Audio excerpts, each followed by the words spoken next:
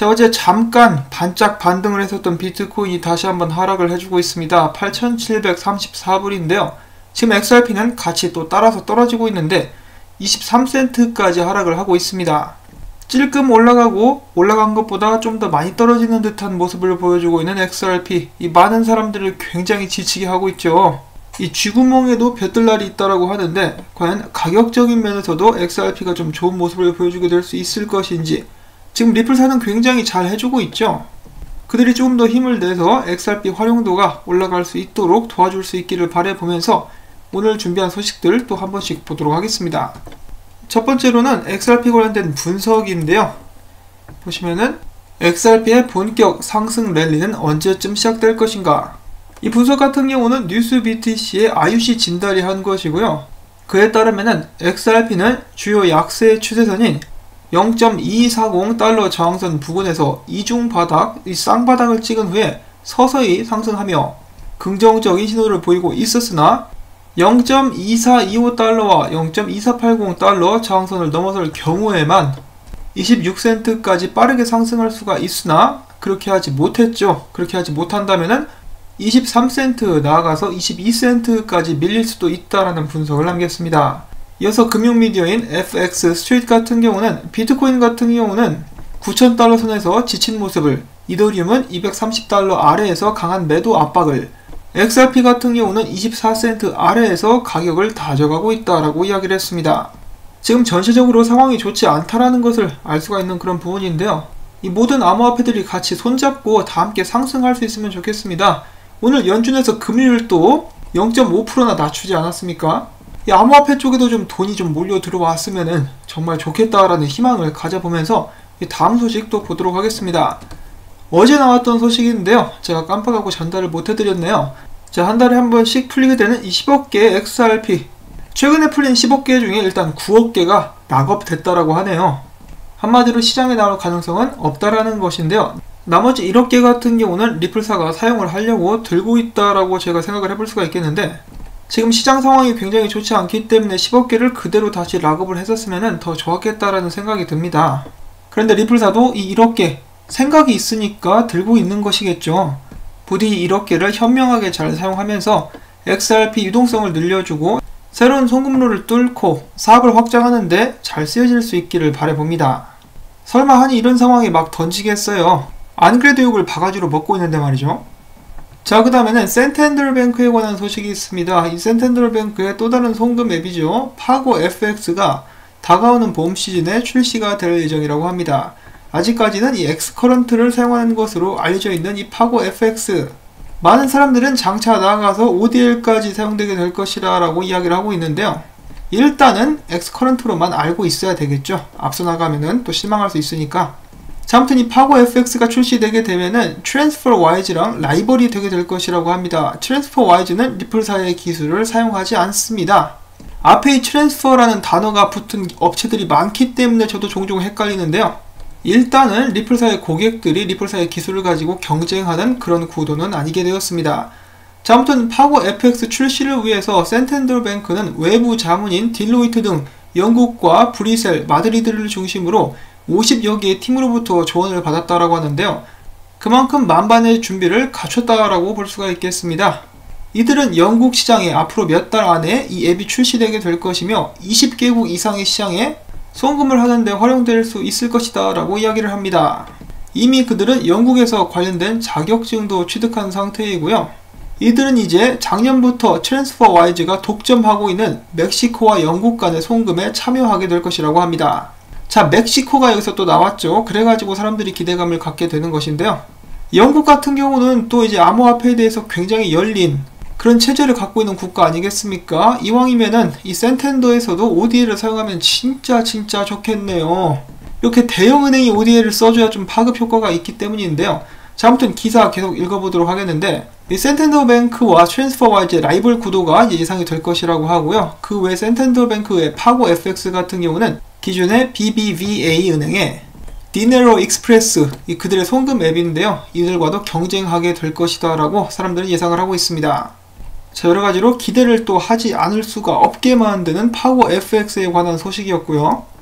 자, 그 다음에는 미국에 관련된 소식이 있습니다. 미국 재무부가 바로 어제였는데요. 암호화폐 규제에 대해서 논의하기 위해서 관련 업계 리더들과 만남을 가졌다고 합니다.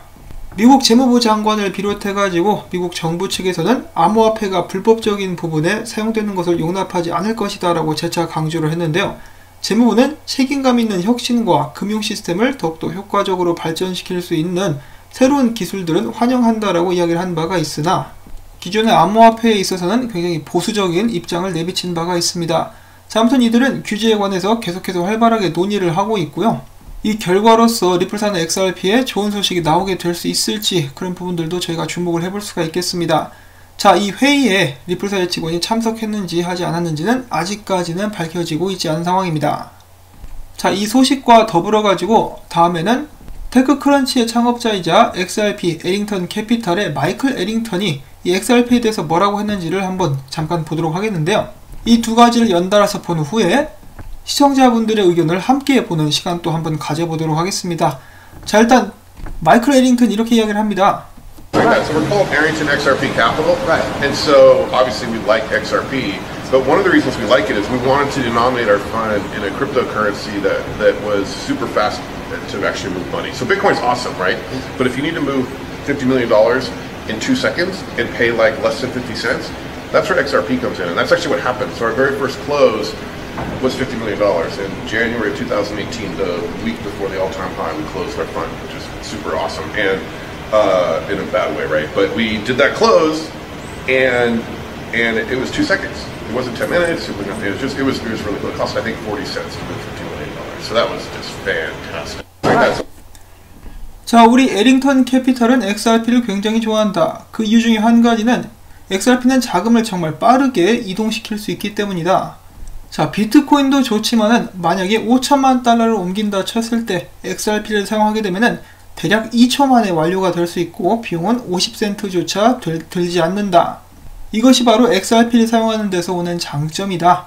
우리는 실제로 XRP를 활용해가지고 첫 번째 거래에 5천만 달러를 옮긴 적이 있었다. 그때가 2018년 1월이었는데 사실 그때 XRP가 최고점을 찍기 전이었었다. 자, 아무튼 그때 이렇게 돈을 옮겼는데 그때 정말로 2초만 걸렸었고 비용은 40센트 정도가 나왔었다. 정말로 엄청난 경험이었다라고 이야기를 해줍니다. 자, XRP를 욕하고 까더라도 XRP가 정말 성능이 좋고 돈을 움직이는데 최적화된 암호화폐라는 것을 부정할 수 있는 사람은 거의 없습니다. 그래서 지금 현재 이 규제적인 부분에 대한 문제가 활발하게 논의가 되고 있다는 거, 그리고 XRP의 성능을 기반으로 두시고요. 시청자분들께서 몇몇 분께서 좋은 의견을 남겨주셔가지고 또 여러분들과 함께 공유하려고 가지고 와봤습니다. 첫 번째로는 조현옥님께서 이런 글을 남겨주셨습니다. 전 세계가 코로나 사태로 경제가 역성장하게 되면은 빠른 유동성 자금으로 경제 성장을 해야 될 것입니다. 그 답은 XRP가 되어야 할 것이고 국제 송금을 위해서 스위프트사에 이용할 때 묶여있는 자금들도 ODL을 사용으로 경제 성장을 위해 유용한 자금으로 쓰이게 될 것인데 이제 암호화폐가 법 테두리 안에 들어가야 할 때가 아닌가 싶습니다. 자, 이 똑같은 이야기를 사실 크리스 랄슨도 한 적이 있었습니다. 금융위기가 닥쳐올 때 XRP로 유동성을 공급할 수 있고 또한 피해를 줄이며 복구를 빠르게 할 수 있다라고 이야기를 한 적이 있는데요. 지금 현재 전 세계 경제가 많이 안 좋죠. 특히 일본 보십시오. 이번에 올림픽 취소되게 되면은 그 피해가 어마어마하게 될 것이라고 저희가 예상을 해볼 수가 있겠습니다. 그리고 미국 같은 경우도 이 레포 마켓이라고 하는데 한국에서는 레포라고 이렇게 표현을 하는데요. 기존의 은행들이 유동성이 모자라 가지고 연방준비제도에서 은행들에게 유동성을 공급하는 그런 프로그램이죠. 그만큼 유동성 문제가 굉장히 심각하다라는 것입니다. 이것을 해결할 수 있는 것이 XRP이고 해결하려고 나온 것도 사실 XRP밖에는 없습니다.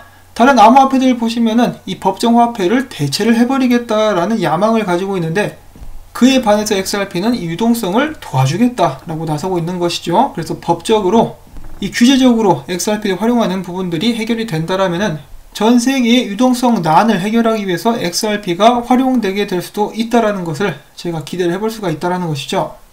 자, 그 다음에는 김부사님께서 이런 의견을 남겨주셨습니다. 리플사는 전 세계를 상대로 사업을 해야 됩니다. 새로운 개념의 인프라와 시스템을 도입시켜야 되는데 이게 받아들이는 금융기관에 있어서는 큰 리스크입니다. 그렇죠.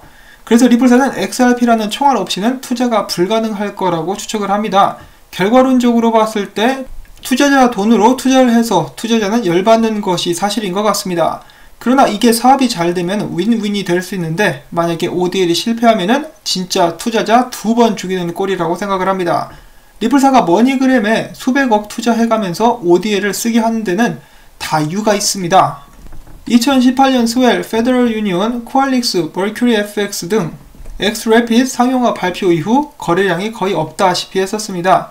이 시장 형성이 안 된다라는 거죠. 나중에는 주식시장에서 자본이 알아서 들어오듯 유동성 공급자가 많이 들어와야 합니다. 자, 이런 의견도 굉장히 일리가 있다라고 저는 보고 있는데요.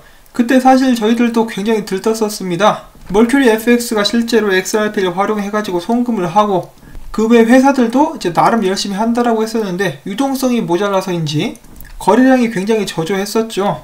그러자 리플사가 내린 대책은 그냥 아싸리 머니그램을 그냥 부분적으로 인수를 해가지고 XRP를 더욱더 쓰게 만들자였었고, 아직까지는 머니그램 CEO도 굉장히 좋아하고 있는 걸로 봐서 윈윈으로 가는 그런 상황으로 일단 발돋움하고 있다라고 볼 수는 있겠습니다. 그런데 ODL이 망할 가능성도 있다라는 거 이제 XRP 투자자분들은 항상 염두에 두고 계셔야 되겠죠.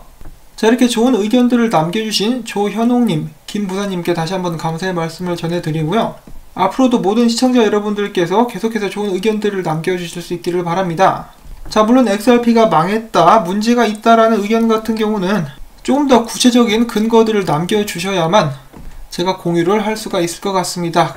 자, 아무튼 지금 상황 같은 경우는 XRP 가격은 많은 상승세를 보여주고 있지 못하지만은 가능성만큼은 계속 보여주고 있는 단계다 라고 제가 생각을 해볼 수가 있겠죠. 자, 그리고 마지막으로 그레이스케일에서 이렇게 이야기를 하고 있습니다. 그레이스케일에서 XRP 신탁을 출시한 지 2년째가 됐다. 많은 사람들이 XRP 신탁이 있는지도 잘 모를 거예요. 보통 관심이 GBTC나 G-이더리움에 쏠려 있기 때문인데요. 그레이스케일에서 머지않아 이 GXRP도 발행해 줄 수 있기를 바라보면서 오늘 영상 또 여기서 마무리를 짓도록 하겠습니다. 이런저런 소식들, 특히 미래의 가능성에 대해서 다시금 짚어볼 수 있었던 시간이었던 것 같은데요. 이런 정보들이 여러분들께 도움이 되셨다면 이 좋아요 버튼, 그리고 여러분들께서 광고를 봐주셔야만 저도 계속해서 채널을 유지할 수가 있습니다. 여러분들도 같은 입장이시겠지만은 이제 일을 하는 이유는 월급을 받아야 먹고 살 수 있기 때문이죠. 저는 이제 광고 시청으로 대부분의 수익이 나오기 때문에 여러분들께서 광고를 마무리가 될 때까지 재생을 시켜주시거나 광고를 봐주시면은, 혹은 또 광고주를 방문해 주시면은 저에게는 정말 큰 도움이 되겠습니다. 다시 한번 여러분들께 감사의 말씀 전해드리면서 전 다음에 또 인사를 전해드릴게요.